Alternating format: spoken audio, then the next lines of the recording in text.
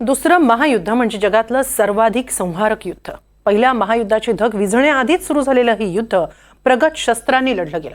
2 गटात विभागलेल्या जगानं याचे चटके अनुभवले. त्यातही जर्मनीचा मित्र राष्ट्र म्हणून लढणाऱ्या जपानमध्ये तर या युद्धाच्या खुणा आजही दिसतात. 10 मार्च 1945 रोजी अमेरिकेनं जपानच्या टोकियोवर भीषण हवाई हल्ले केले. त्याला आज 80 वर्ष पूर्ण झाली. या हल्ल्यातून बचावलेल्यांनी सारा इतिहास जसाच्या तसा सांगितला. पाहूया काय घडलं होतं त्या दिवशी.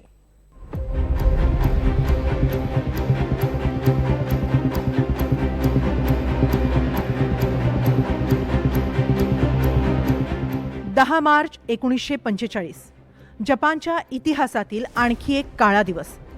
जगाला जसे हिरोशिमा नागासाकीवरील अणुबॉम्ब हल्ले आठवतात, तसेच त्यापूर्वी 10 मार्चला झालेले हवाई हल्लेही अंगावर काटा आणतात. इतकं नुकसान या हल्ल्यांनी केलं होतं. अमेरिकेनं जपानच्या टोकियो या राजधानीच्या शहरावर एका मागोमाग एक हवाई हल्ले चढवले आणि एका रात्रीत 1 लाखाहून अधिक नागरिकांनी जीव गमावला. त्या घटनेला सोमवारी 80 वर्ष पूर्ण झाली. या हल्ल्यात अमेरिकेनं अणुबॉम्ब नव्हे तर पारंपरिक बॉम्बच वापरले होते. मात्र या हल्ल्यांनी केलेलं नुकसान मन सुन्न करणारं होतं. कारण या हल्ल्यानंतर टोकियोच्या रस्त्यांवर अक्षरशः कोळसा झालेले मृतदेह विखुरलेले होते. या हल्ल्यांमुळे झालेलं नुकसान आणि ऑगस्ट महिन्यात झालेल्या अणुबॉम्ब हल्ल्यांमुळे झालेलं नुकसान यात फार मोठी तफावत नव्हती. मात्र अणुबॉम्ब हल्ल्यांमध्ये मृतांच्या कुटुंबियांना, जखमींना जी मदत मिळाली तशी मदत 10 मार्चच्या हल्ल्यातील पीडितांना मिळालेली नाही. आजही या मदतीसाठी हल्ल्यातून बचावलेल्यांचा संघर्ष सुरूच आहे. या हल्ल्यातून बचावलेले पीडित आता वार्धक्याकडे झुकलेत, तरी आयुष्याच्या शेवटच्या काही वर्षांमध्ये त्यांचा मदतीसाठीचा संघर्ष सुरूच आहे. काही जण तर पहिल्यांदाच त्यांच्यावरील आपबीती पुढच्या पिढीला सांगतायत. 94 वर्ष शिजुयो ताकेउची या त्यावेळी म्हणजे हल्ले झाले तेव्हा केवळ 14 वर्षांच्या होत्या. आजही त्या आठवणी सांगताना गलबलून जातात. मात्र हल्ल्यात दगावलेल्यांसाठी त्यांचा संघर्ष अजून सुरूच आहे. किंबहुना तेच त्यांच्या आयुष्याचं ध्येय आहे. 10 मार्च 1945च्या रात्री शेकडो B-29 विमानांनी टोकियोवर हल्ला चढवला. यात नॅपलम अस्टर बॉम्बचा भरणा होता. हे बॉम्ब एका विशिष्ट चिकट तेलानं तयार करण्यात आले होते. शितामाची शहराच्या गर्दीच्या परिसरात हे बॉम्ब पडले तेव्हा पारंपरिक जपानी शैलीतील लाकडी आणि कागदी घरांनी क्षणार्धात पेट घेतला आणि होत्याचं नव्हतं झालं. त्या घरांबरोबरच नागरिकांच्या शरीरांचाही कोळसा झाला. ताकेउची आणि त्यांच्या आई वडिलांनी आधीच्या हल्ल्यांमध्ये त्यांचं घर गमावलं होतं आणि 10 मार्चच्या रात्री त्यांचं कुटुंब एका नातलगाकडे राहायला होतं. हे घर नदीकाठीच वसलं होतं.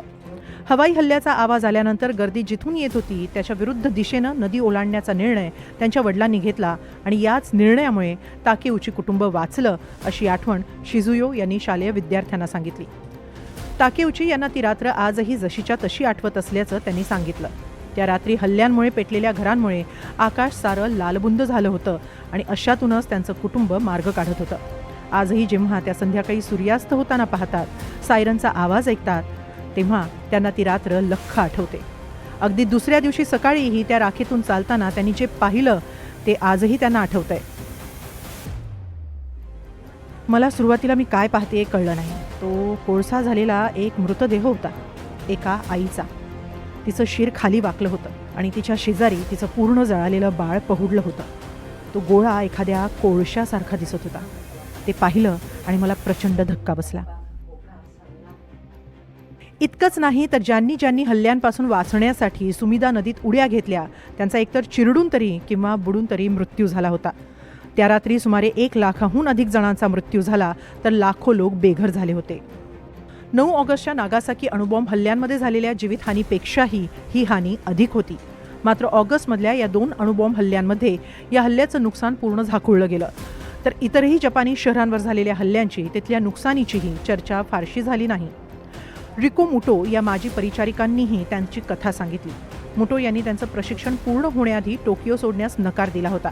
त्यांच्या वडिलांनी त्यांनी घरी परतावं म्हणून खूप आग्रह केला, मात्र रिकोंनीही त्यांचा हट्ट सोडला नव्हता. 10 मार्चच्या त्या काळरात्री रिको त्यांच्या बिछाण्यावर नुकत्याच पडल्या होत्या. हॉस्पिटलमधली ड्युटी संपवून त्या घरी आल्या होत्या तेव्हा त्यांनी सायरनचा आवाज ऐकला.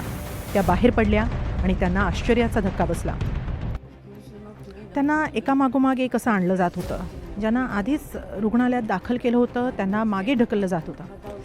कसं सांगू तुम्हाला कळत नाही, पण मासळी बाजारात टुना फिश जशा एका बाजूला एक लावाव्यात तसे ते रुग्ण ठेवण्यात आले होते. सगळे जळालेले, वेदनेनं किंकाळणारे. पाण्यासाठी आर्त हाक देणारे. त्या किंकाळ्या आजही माझी पाठ सोडत नाहीत. अगदी कातडी जळाल्याचा वासही माझ्या नाकात आजही आहे की काय असा भास होतो. अशा भीषण हल्ल्यातून बचावलेल्यांना आजही मदत मिळाली नाही हे आणखी धक्कादायक. त्यांचा मदतीसाठीचा संघर्ष अजूनही सुरूच आहे. या हल्ल्याच्या आठवणी आई सावतोम यांच्या वडिलांनी त्यांच्या फोटोंमधून जपून ठेवल्या आहेत. आई आता या फोटोंची काळजी घेत आहे. मात्र तरी या आठवणी पुढच्या पिढ्यांपर्यंत नीट पोहोचल्या नाहीत अशी खंत आई यांनी बोलून दाखवली आहे. ते आता हे फोटो डिजिटलाइज करतायत. हा भयंकर इतिहास पुसला जाऊ नये असं त्यांचं मत आहे. कारण याच पुराव्याच्या आधारे हल्ल्यातील पीडितांना अखेरच्या दिवसांत तरी का होईना न्याय मिळेल अशीही त्यांना आशा आहे. कारण नागासाकी हिरोशिमा पीडितांना मदत मिळाली, सैनिकांच्या कुटुंबांची काळजी घेतली गेली. मात्र 10 मार्चच्या हल्ल्यातील पीडित आजही दुर्लक्षितच राहिलेत. Bureau report, NDTV Marathi.